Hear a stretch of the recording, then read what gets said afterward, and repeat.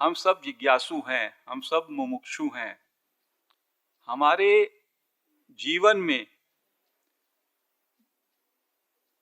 बाहरी दुनिया में जो भी कुछ चल रहा है, कहीं ना कहीं वो हमको लगता है उसमें कुछ अभाव है, उसमें कुछ असंतोष है। तभी व्यक्ति जो है अध्यात्म की दुनिया में प्रवेश करता है। जितने भी जिज्ञासु हैं वो जानना चाहते हैं ईश्वर क्या है, आत्मा क्या है, परमात्मा क्या है।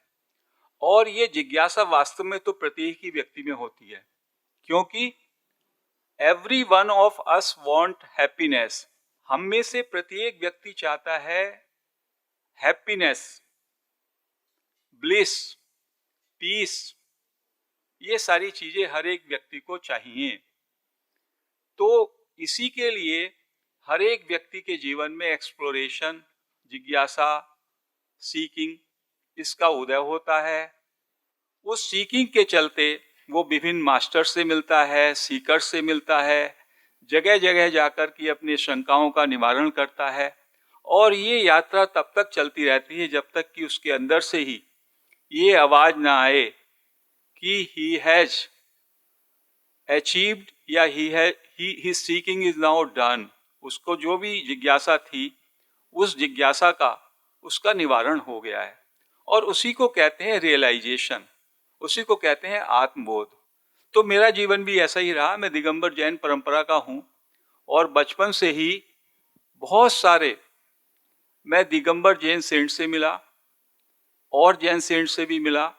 फिर मेरा पोस्टिंग हो गया इनकम टैक्स डिपार्टमेंट में, तो विभिन्न नगरों में हिंदुओं के संतों से मिला, बौद्ध संतों से मिला। और जितने भी ये मास्टर्स हैं, जितने भी स्कूल्स हैं, art of living, Shri Shri Ravi Shankar, Isha, Brahma Kumari, कोई भी विपसना, ये सब मैंने किए, सब जगह एक्सप्लोरेशन किया। और 99 में मैं देहरादून में कमिश्नर इनकम टैक्स के पद पर कार्यरत था। और चूंकि मेरी जिज्ञासा शांत नहीं होती थी, मैं हर एक से जाके ही पूछता था, हैव यू रियलाइज्ड, क्या आपको आत्मा का बोध हुआ है, क्या आपको ईश्वर का साक्षात्कार हुआ है? तो कोई भी जवाब घुमा घुमा के देते थे। तो I was not convince with that. तो मेरे एक मित्र और थे औरंगाबाद में, वो भी कमिश्नर इनकम टैक्स थे, मिस्टर गोयल। तो वो भी जिज्ञासु थे। तो उन्होंने कहा, एक सुभाष पत्री जी हैं और उन्होंने लगभग 5000 पुस्तकें पढ़ी हैं और वो ध्यान बताते हैं। एंड ही क्लेम्स, उन्होंने मुझको ये कहा, वो क्लेम करते हैं कि he is a realised master. तो आप चाहो तो आप उनको बुला लो देहरादून। तो मैंने कहा मैं बुला लेता हूँ। मैंने बात की और वो आने के लिए तैयार हो गए।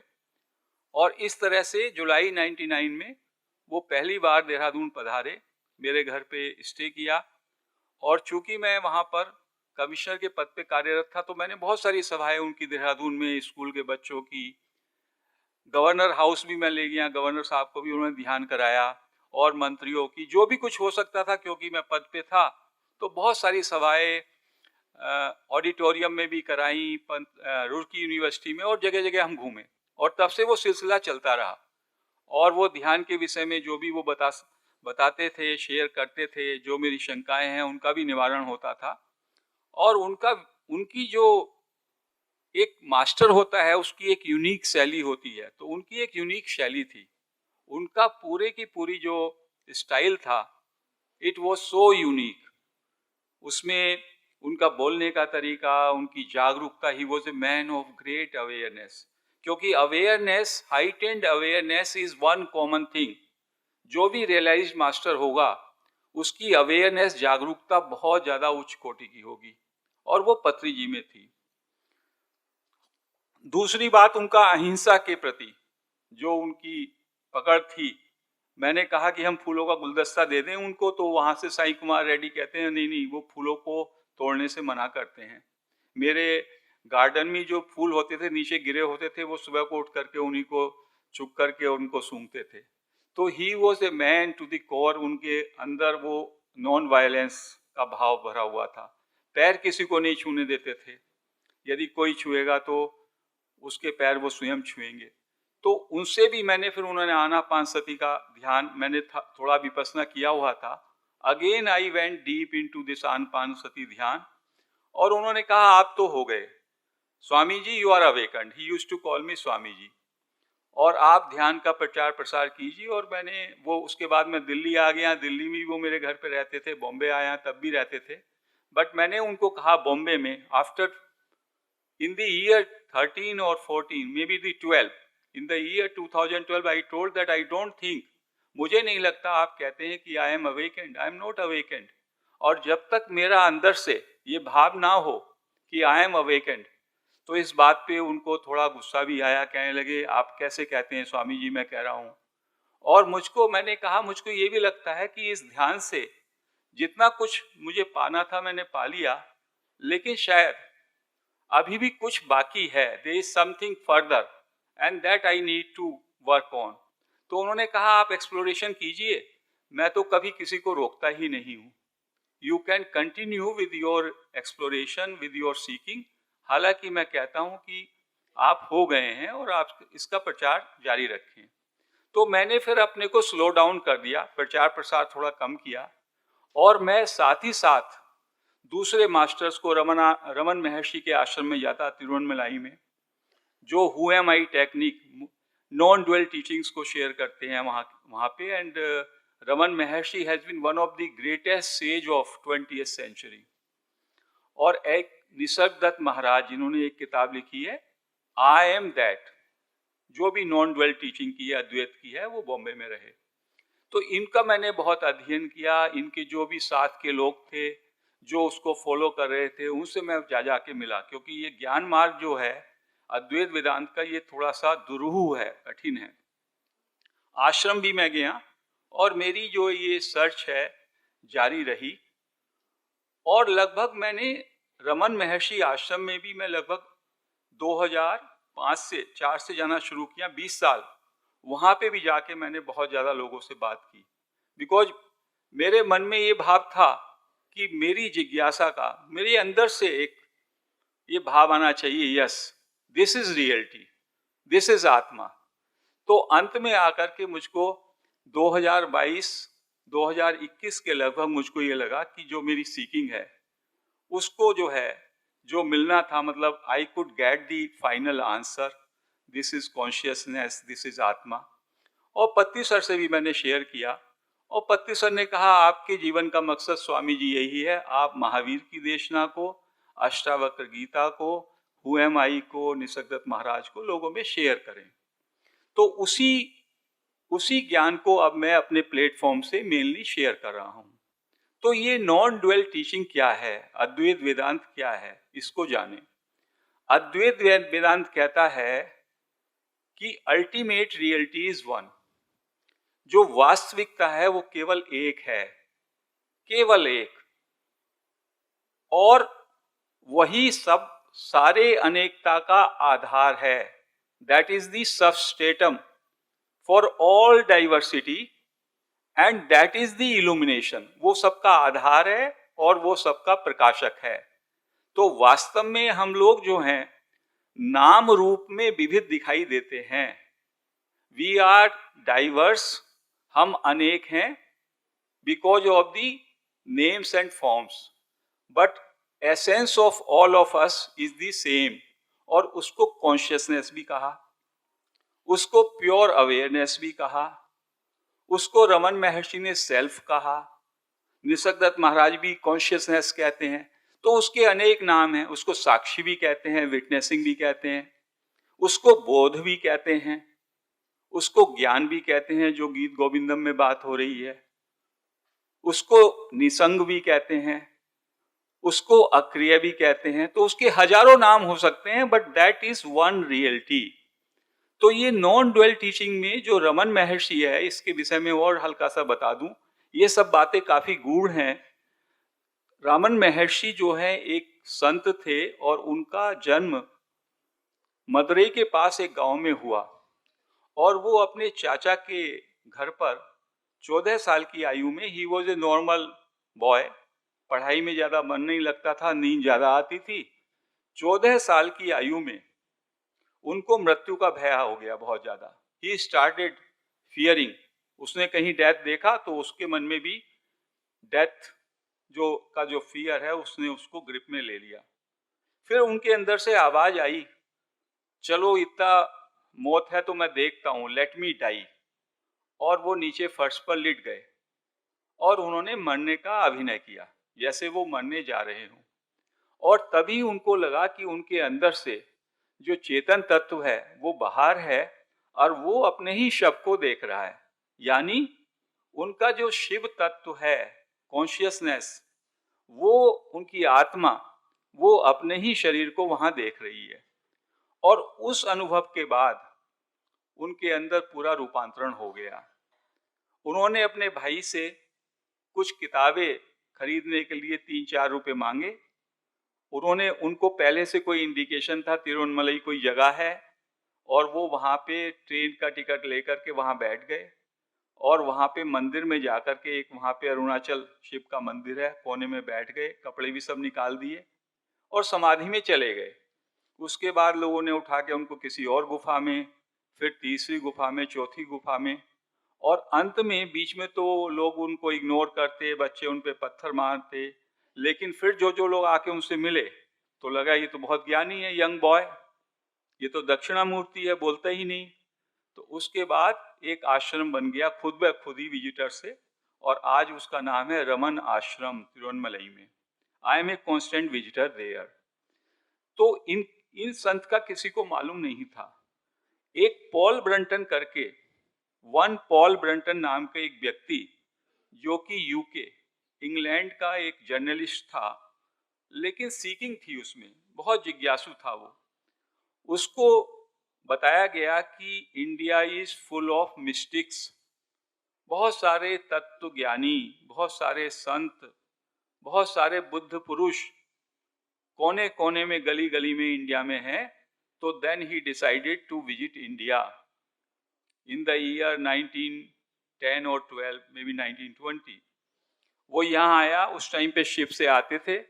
उसने पूरे इंडिया का भ्रमण किया 1-1.5 साल तक, और जितने भी साधु संतों पे गया उन सब पे उसने, वो चमत्कार वाले उसको लगे उसके अंदर से आत्मा ने ये कहा कि इनमें से कोई भी सच्चा नहीं है। वो बड़ा निराश हुआ, दुखी हुआ, क्योंकि वो बड़ी उम्मीद से आया था। तो अंत में वो कांची पीठ जो है शंकराचार्य की, वहाँ के शंकराचार्य से मिलने गया कि हे स्वामी जी, मैं तो यहाँ इंडिया के लिए बहुत अपेक्षा का भाव था, I will be able to meet so many great sages, मुझको तो एक भी नहीं मिला, और अब मैं तो वापस जाने का टाइम आ गया, मेरे शिप का टिकट है अगले 10 दिन बाद का। तो उन्होंने कहा तुम निराश नहीं हो, यू गो टू तिरुवन्नमलई, वहाँ पे एक संत है, उससे मिलोगे तो तुम जो है, तुम्हारी जो ये निराशा है खत्म हो जाएगी। तो उसने वहाँ से ट्रेन ली, फिर तांगे से वो वहाँ पे गया तिरुवन्नमलई में, और रमन महर्षि ने एक ही दृष्टि डाली उसको, और उसके अंदर रूपांतरण हो गया। फिर वो वहाँ पे 10, 15, 20 दिन रहा। उसने अपने शिप का टिकट बढ़ाया, आगे एक्सटेंड कराया, and he got realisation, he got the glimpses of self realisation.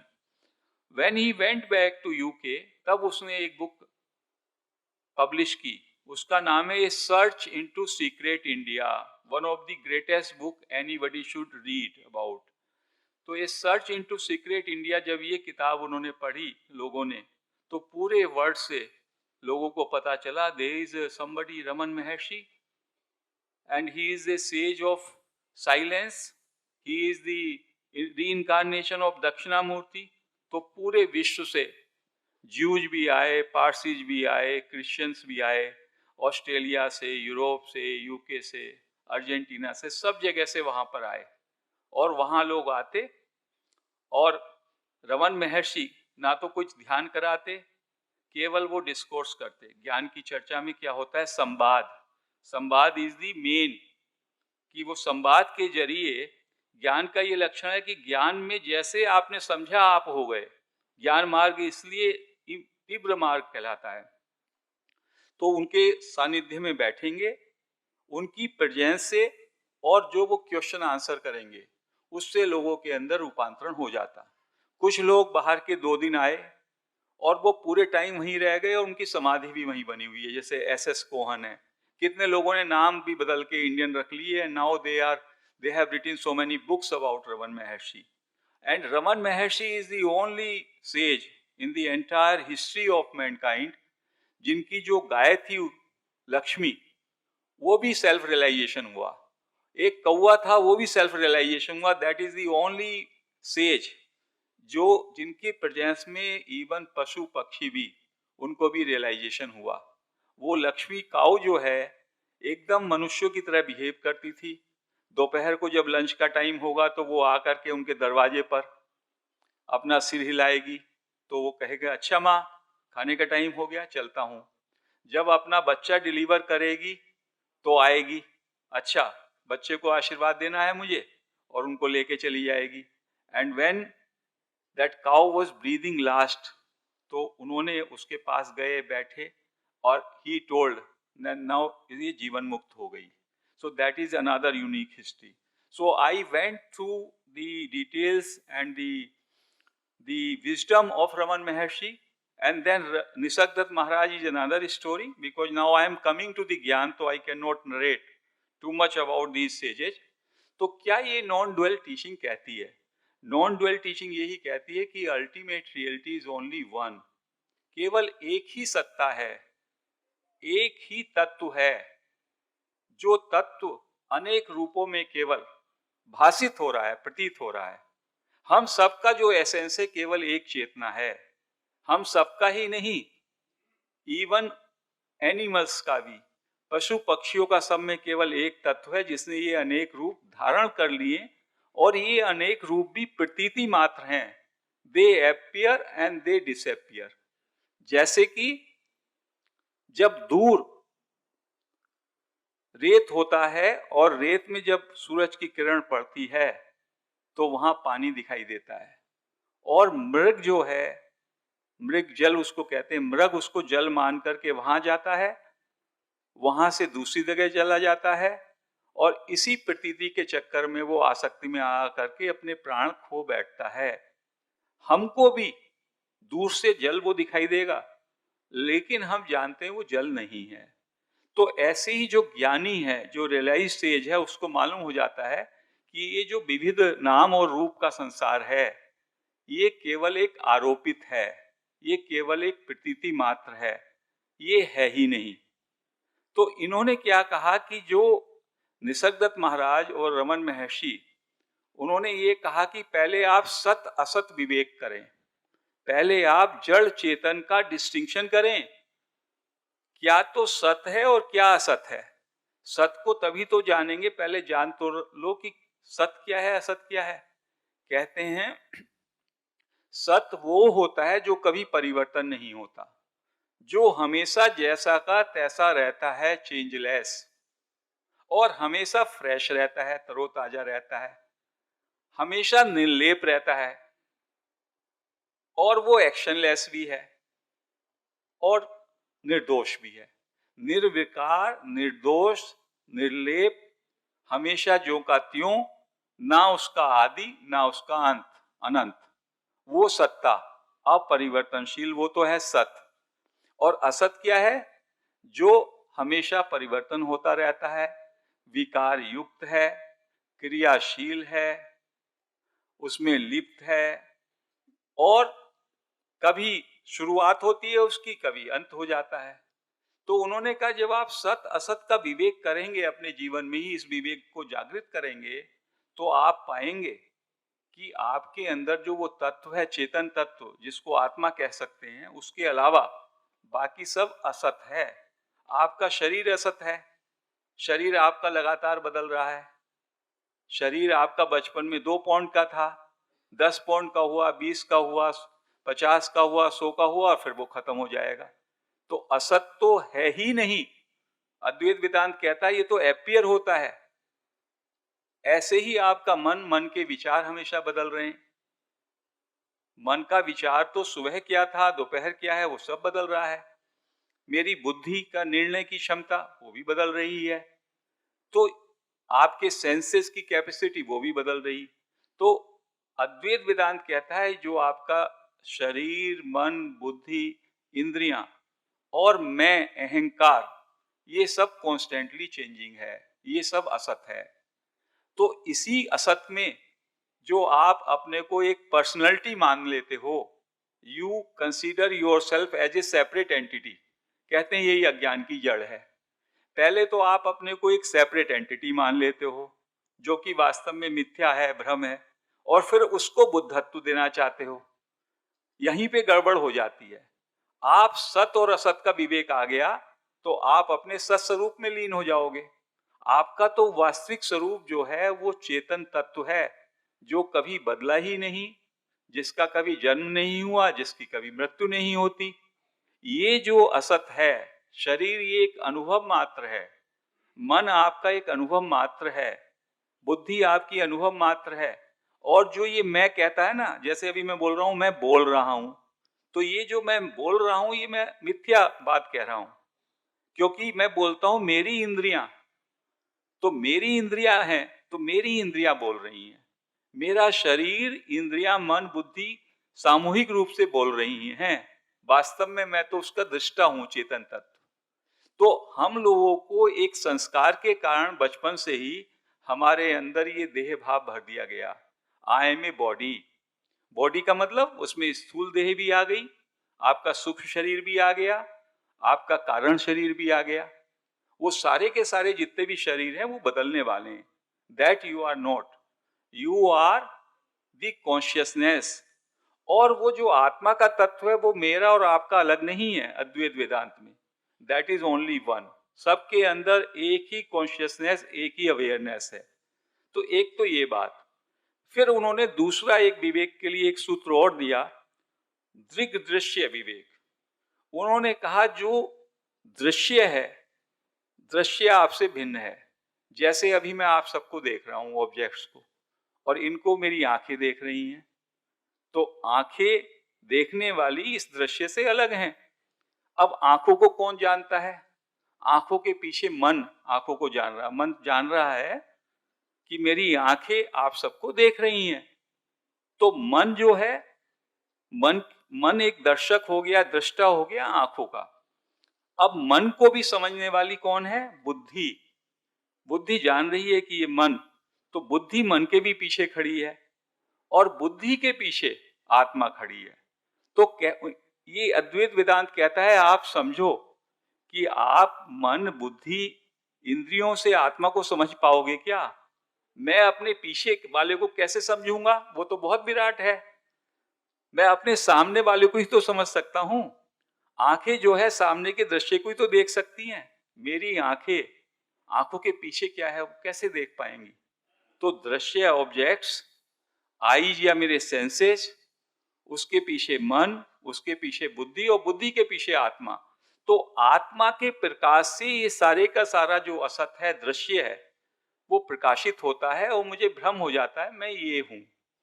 तो इसलिए रमन महर्षि ने कहा हु एम आई के जरिए, सेल्फ इंक्वायरी के जरिए आपको ये खुद इन्वेस्टिगेशन करना पड़ेगा।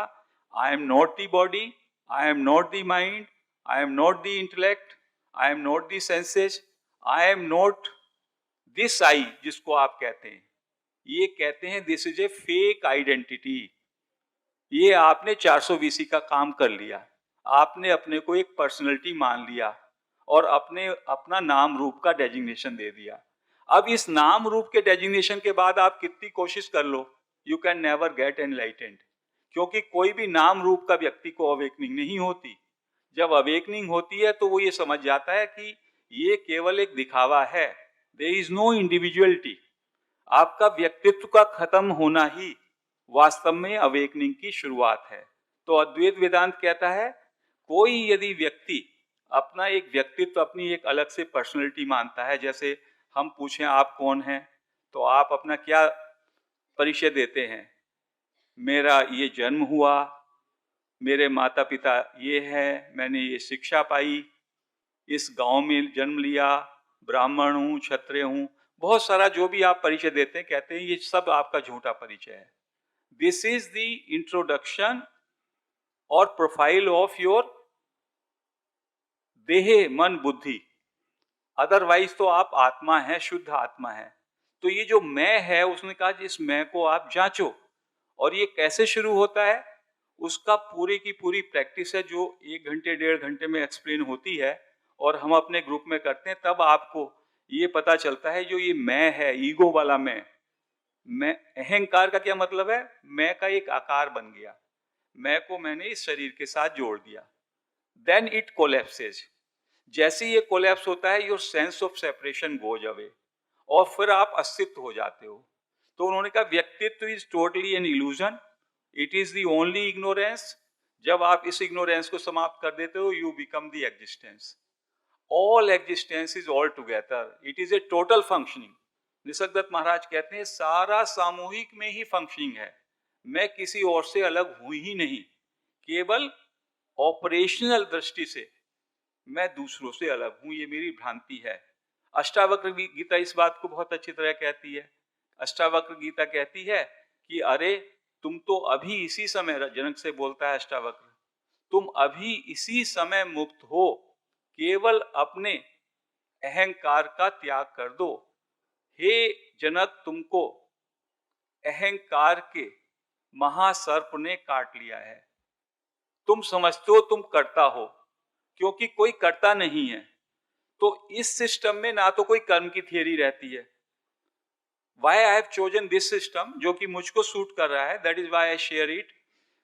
कर्म के सिद्धांत में जैन दर्शन का कर्म का सिद्धांत बहुत ही लंबा ले जाता है आपको, पता नहीं कोटि जन्म लगेंगे। और ऐसे ही बुद्ध धर्म का सिद्धांत बहुत लंबा रहता है। अद्वैत मार्ग कहता है, स्पेशली रमन महर्षि निसर्गदत्त महाराज, यदि आपने कर्ता का भाव छोड़ दिया तो आप कर्म का सिद्धांत आज ही खत्म। You are not the doer, you are no individuality. वो कर्म का सिद्धांत पहले लागू हो रहा था, नाउ यू हैव ओवरकम। ना बर्थ, उन्होंने कहा बर्थ और डेथ किसका हुआ? आपके शरीर का हुआ। आप तो शुद्ध चैतन्य हो, शुद्ध चैतन्य तो अनंत रूप से विद्यमान है। और वो कहते हैं कि इसके लिए पोस्टपोन नहीं करना। This realisation will happen only in here and now. अभी हो जाएगा ये, जैसे ही आपका ज्ञान गया। क्योंकि वो कहते हैं किसी क्रिया से ये आत्मज्ञान नहीं मिलता।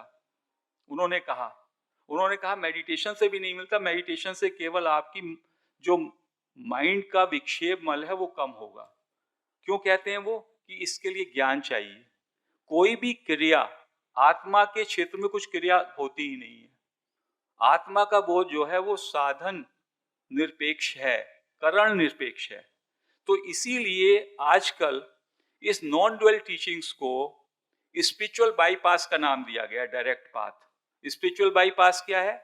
या तो आप प्रोग्रेसिव पाथ ऑफ मेडिटेशन को एडॉप्ट करो, जिसमें हम आनापानसति विपස්සना करें, बुद्ध का मार्ग है, महावीर का भी मार्ग है, और धीमे धीमे अपनी शुद्धि करें और आत्मा को बिल्कुल निर्मल कर दें, ताकि आत्मा का प्रकाश मन को इतना निर्मल कर दें कि आत्मा का प्रकाश मन में बिल्कुल वैसा ही दिखाई दे, आत्मा प्रतिबिंबित हो, जो कि एक लॉन्ग ड्रॉन प्रोसेस है।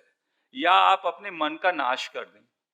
तो ये कहते हैं, रमन महर्षि कहते हैं, जब मन को निर्मल करोगे, एक गंदी धोती है, उसको धोते रहो, वो साफ ही नहीं होगी, उस धोती को फेंक दो। तो he says you kill your mind here and now. और आप इमीडिएटली विचार शून्यता में जब जाते हो, तो the moment you stop your thought, you are not the mind. उस समय आप प्योर अवेयरनेस होते हो। So I have learned certain practices with some sages or realized masters, and luckily I got that awakening. I am sharing those practices in my group, conducting some retreats. वहाँ पे भी कुछ लोगों को awakening हुई है। So this is the another path, that is the direct path of self realization. तो दोनों पाथ की चर्चा हुई है। एक है प्रोग्रेसिव पाथ ऑफ मेडिटेशन और ये है डायरेक्ट पाथ। इसमें ज्ञान में जानना, आपने अज्ञान छोड़ दिया, आपका ज्ञान स्वरूप जो आपकी आत्मा है उसके ऊपर आवरण पड़ गया है अज्ञान का।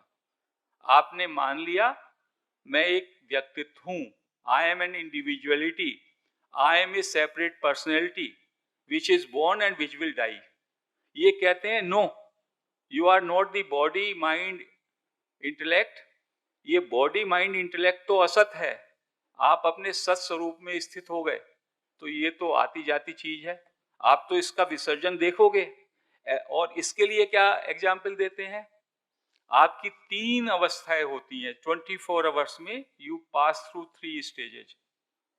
एक है जागृत वेकिंग, दूसरी है ड्रीम और तीसरी है सुसुप्ति। कहते हैं जब आप सुसुप्ति में होते हैं तो आपका entire mind and body is shut down, totally dissociate हो जाता है सुसुप्ति में, और कितना आपको आनंद होता है। और जब उठते हो तो फिर आपके अंदर मैं भाव का जन्म हो जाता है, ईगो का, और मैं भाव से फिर माइंड सक्रिय होकर के इंद्रियों के सक्रिय से फिर से आपका संसार का निर्माण हो जाता है। तो जो ये मैं है, सेल्फ इंक्वायरी की प्रैक्टिस के द्वारा when we investigate this sense of I, then it starts dissolving and it merges into the source। तो अहंकार वाला मैं नहीं रहता, एक मैं है जो कि कॉमन मैं है, that I is common to all, which is I am God, अहम ब्रह्मास्मि। तो वो भाव का उदय होता है। तो इस तरीके से सेल्फ इंक्वायरी से, और निसर्गदत्त महाराज ने एक बहुत अच्छा सूत्र दिया जिसको हम प्रयोग करते हैं।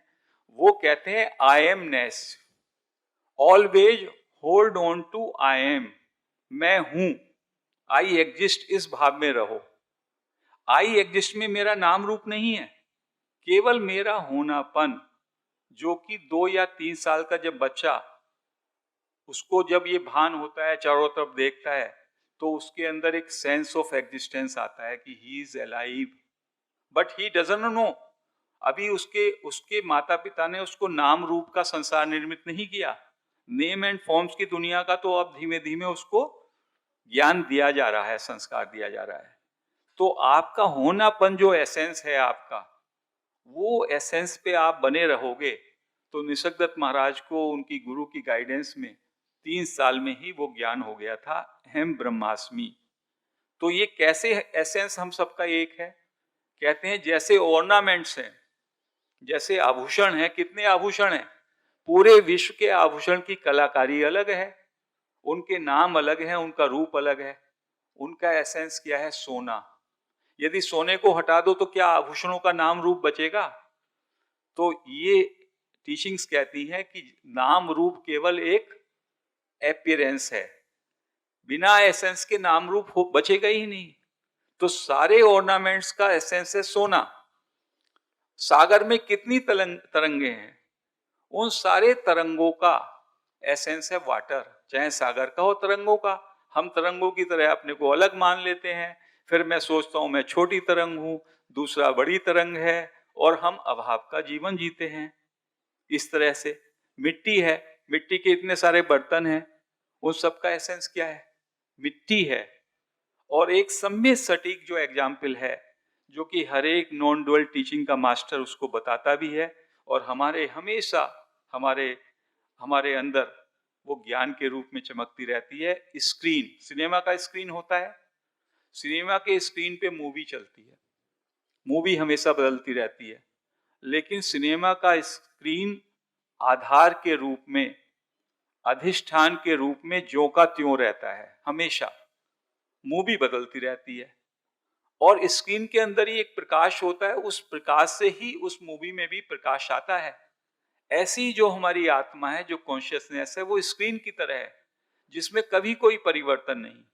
मूवी चलती है, मूवी में रक्त भी बहेगा तो स्क्रीन निर्लेप रहेगा, स्क्रीन पे कोई लाल रंग नहीं आएगा बाद में। जैसे ही वो मूवी का वो सीन चला गया जिसमें मारकाट हुई, स्क्रीन तो क्लीन है। बारिश हुई मूवी में तो वो स्क्रीन गीला नहीं होता। ऐसी आत्मा जो है, कॉन्शियसनेस जो है, उस पे आपके कर्मों का कोई प्रभाव ही नहीं पड़ता। तो इस मार्ग में उन्होंने कहा, अपने मन को कब तक बैठ करके साफ शुद्ध करते रहोगे? रमन महर्षि कहते हैं ये होने वाला नहीं है। कब तक इसमें? इसलिए आप अपना कर्तापन खत्म कर दो तो कर्म के सिद्धांत से बाहर, और इस मन का नाश कर दो। और उसके लिए क्या है?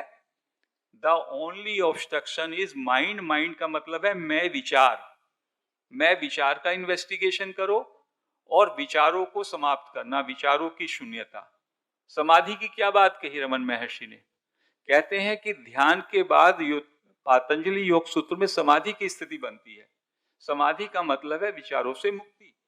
यदि आप विचारों से मुक्त हो गए और जागरूक हो गए तो you have realised. So in our practices which we are doing, they are for a very small time of 15 to 20 minutes. And many of our seekers, even from Canada, USA, they are having that thoughtless state. So मेरी जो पूरी journey रही है और जो मैंने सीखा है उसके हिसाब से आई एम कन्विंस, इसमें कुछ महावीर के भी सूत्र हैं क्योंकि महावीर भी अस्तित्व की बात करते हैं. उसके बाद now I am sharing this wisdom breath awareness के साथ. ब्रेथ से कुछ हमारा मन शांत होता है और फिर हम लोग नो माइंड जोन में एंटर कर जाते हैं and then people feel awakened.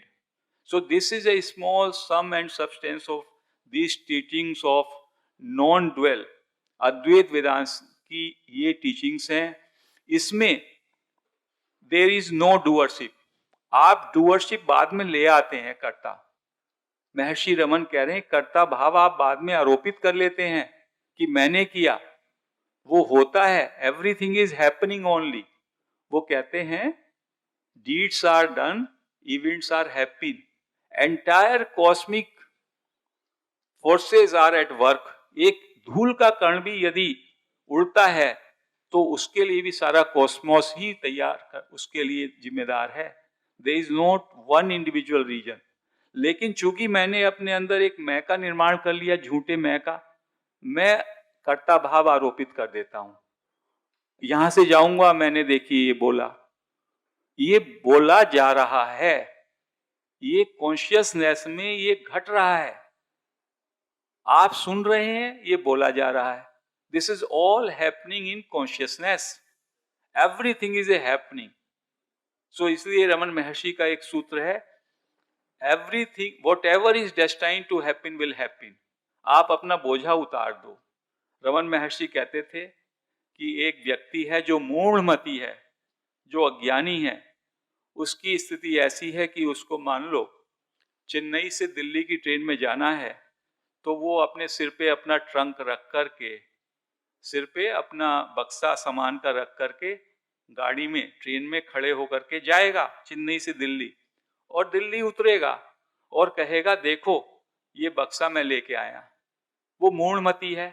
यदि बक्सा नीचे रख दो तब भी तुमको पहुंचना वहीं पे है, दिल्ली. सो कर्ता भाव हमारा ऐसा ही है. कर्ता भाव इज एन इल्यूजन इन ज्ञान मार्ग.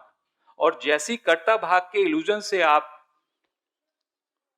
कन्विंस हो जाते हैं तो कर्म की थियरी आपके लिए खत्म हो गई. So it is called spiritual bypass. क्यों कहा? इसमें कर्म का सिद्धांत, बर्थ का, डेथ का, सब सिद्धांत उसको बाईपास कर दिया. आजकल बाईपास का जमाना है ना, सुपर फास्ट. आप देखते हैं कि बाईपास रोड बन रही हैं. यदि आपको मालूम पड़ा यहाँ से दिल्ली से हम लोगों को देहरादून जाना, उन्होंने बाईपास बना दिया जिसमें बीच के नगर ना पड़े. हार्ट का भी बाईपास हो जाता है. तो इसको मॉडर्न नॉन ड्वेल टीचिंग्स में it is gaining a lot of ground. In Australia, in other countries, people are listening to these teachings. They are very pure and they are distinguished from the progressive path of meditation. उसको कहा pupil का path, pupil का मार्ग, चींटी का मार्ग. और इसको कहा विहंगम मार्ग, गरुड़ का मार्ग. इसको directly these teachings say you are free here and now. इसी क्षण में आप फ्री हो. उधर अष्टावक्र बता रहे हैं जनक को, और जनक कह रहा है यस, मैंने तो ऐसा सोचा ही नहीं, मैं अपने को कर्ता मान रहा था. Now I feel free like this. And to my amazement, even in our group people are having those kind of awakening. So this is in a brief, these are the sum and substance of these teachings. Of course, लगभग मैं इसी subject पे, इसी बात को कम से कम मैंने every day morning में और इवनिंग में भी बहुत बार पिछले 2-3 साल से बोल रहा हूं. There must be the more than 300 video on the same subject repeatedly and people listen to it. क्योंकि ये जो बात है ये आपकी आत्मा के लिए है. ये बात जो कही जाती है ये आत्मा के उस तत्व के लिए जो मेरा स्वरूप है. इसको कहते हैं स्वरूप का बोध. When I know I am that pure consciousness, I am that self, I am that changeless. अब मेरा बचपन था, मेरी जवानी थी, मेरी प्रौढ़ावस्था और वृद्धावस्था, ये तो सब बदल रही हैं और मैं इनको मैं मानूंगा तो ये मैं कैसे हो गए? मेरे अंदर एक सेंस है, आप सभी के अंदर एक सेंस है मैं का, जो कंटिन्यू है। आप सब कहते हैं ना बचपन में मैं ऐसा था, 10 साल में मैं ऐसा हुआ, 25 साल में ये हुआ। तो आपके अंदर एक सेंस है, सेंस ऑफ कंटिन्यूटी। वो सेंस ऑफ कंटिन्यूटी वाला जो है दैट इज द एटर्नल आई, जिसको कहते हैं अहम ब्रह्मास्मि। और ये जो ऊपर से परिवर्तन वाला जो मैं है, ये फेक आइडेंटिटी है, जो है I consider my self, I am the body, I am the mind, I am the intellect. ये सेंस ऑफ पर्सनैलिटी है। तो sense of personality is an illusion and I am the self, अहम ब्रह्मास्मि, this is the truth. वो अज्ञान हट जाए तो मुझे अपने स्वरूप का स्वयं ही बोध हो जाता है। और चूंकि वो रियलिटी एक है तो उसमें कोई करता है ही नहीं, everything is happening, it is happening at its own. बाद में मेरा माइंड उसका क्रेडिट क्लेम करने के लिए या तो मुझे कर्ता बना देगा या दूसरे को कंडेम करना है तो उसको कर्ता बना देंगे। सो ड्वेलिज्म इज क्रिएटेड। तो इसी बात को बार बार सुन करके जैसे जैसे हमारी समझ बढ़ती है, जैसे जैसे हमारे अंदर ये ज्ञान बढ़ता है, हमारा ज्ञान हट जाता है। वो कहते हैं केवल your ignorance should be dispelled. The moment आपने अपने इल्यूजन को जान लिया, भ्रम को जान लिया, तो जैसे अष्टावक्र कहते हैं, और ब्रह्म ऋषि पत्रीसर तो बार बार अष्टावक्र गीता को कहते थे कि मुक्ताभिमानी मुक्तो, मुक्तो यही, बद्धाभिमानी बद्ध मानता है अपने को, और ये किंवदंती है कि जैसी आपकी मति वैसी गति होती है। इस श्लोक को वो बार बार कहते थे कि ये आपकी मान्यता है, आपने मान लिया है कि आप बंधन में हो। आप बंधन में हो तो आप मुक्ति के लिए कितनी चेष्टा करते रहो, और जब आप बंधे हुए नहीं हैं तो आप मुक्त कैसे होंगे? आपको ये जानना होगा आप बंधे हुए नहीं हैं। जैसे कि वो ऊंट की कहानी का बहुत लोग जिक्र करते हैं कि एक बार ऊंट का काफिला जा रहा था रेगिस्तान में, और उनके पास काफिले में लगभग 50 या 55 ऊंट रहे होंगे। शाम को काफिले के सरदार ने कहा आज हम यहीं पे विश्राम करेंगे, और अपने अटेंडेंट से कहा कि इनको ऊंट के ऊपर से जो उनकी गद्दियाँ वगैरह हटा दो, इनको चारा डाल दो और तुम भी आराम करो। उनके जो लड़के थे सरदार के, उन्होंने उनके ऊँटों के पैरों में रस्सी बांधी, क्योंकि नहीं तो ऊँट इधर उधर भाग जाएगा। तो रस्सी लाने में उससे गलती हो गई, वहां पे 50 ऊँट थे और 49 ही रस्सियां थी, एक रस्सी नहीं थी। तो वो डर के मारे सरदार पे गया, ये सरदार मुझसे गलती हो गई, माफी चाहता हूँ। क्या गलती हुई? 50 ऊँट थे, पता नहीं रस्सी रखने में मैंने तो एक रस्सी कम आई है, तो एक ऊँट जो है उसको तो बांधी नहीं, और अब मैं वहीं पे सोता हूँ। कहने लगे कोई बात नहीं, चिंता नहीं कर, तू खाना खा ले और सो जा। कैसे सो जाऊं? कहने लगे जैसे तैने 49 ऊँट के पैरों में रस्सी बांधी वैसा ही तू नाटक करना, अभिनय करना, और उसके पैर में भी रस्सी बांधने का ऊँट के एक नाटक कर देना। उसके पैर में रस्सी चारों तरफ से अभिनय करना और फिर उसको खूंटे में बांध देना। वो लड़का बड़ा बेवकूफ, कहने लगा कैसा बेवकूफ सरदार है, लेकिन उसको तो मुक्ति मिल गई अपने से, नहीं तो उसकी जिम्मेदारी थी। उसने बांधा, कहा सरदार से, सरदार मैंने बांध दी, अच्छा तुम सो जाओ। सुबह को उन्होंने सारे ऊँटों को खोला और सारे ऊँट खड़े होकर के चल दिए, लेकिन वो ऊँट वहीं का वहीं खड़ा रहा। तो वो लड़का फिर वहां पे गया सरदार के पास, सरदार से कहता है कि सरदार 49 तो चले गए और मैंने उसको बहुत ज्यादा थपका भी दिया, स्टिक से भी, उसको छड़ी से भी मारा, वो तो ऊँट ही नहीं हिल रहा। कहने लगे वो उस ऊँट की तरह रस्सी खोली? उसने कहा ऊँट को बांधी नहीं थी तो खोलता क्या? कि नहीं, ऊँट ये मानता है कि वो बंधा हुआ है तो उसकी तुमको रस्सी खोलनी पड़ेगी। उसने जाकर के ऊँट की रस्सी खोली और वो मुक्त हुआ और वो भी चल पड़ा। तो रमन महर्षि और निसर्गदत्त महाराज कहते हैं तुमने स्वयं अपने को बंधा हुआ मान लिया, काहे से बंधे हुए हो? मैं शरीर हूं, मैं मन हूं, मैं बुद्धि हूं, मैं करता हूं, मेरा जन्म हुआ, मेरा मरण हुआ। अरे जन्म मरण तो शरीर का हुआ, और ना तो आप अपने जन्म को जानते हैं, लोगों ने आपको बताया। वो कहते हैं, क्या आप जानते हैं आपका जन्म हुआ? आपको बताया गया। और जो मरेंगे तब भी आप अपने मरते हुए को नहीं जानेंगे। तो ये शरीर, मन, बुद्धि का है ये। तो वो कहते हैं ये टोटल अज्ञान है। You are free here and now. अभी आप फ्री हैं, इस बात को जान लें।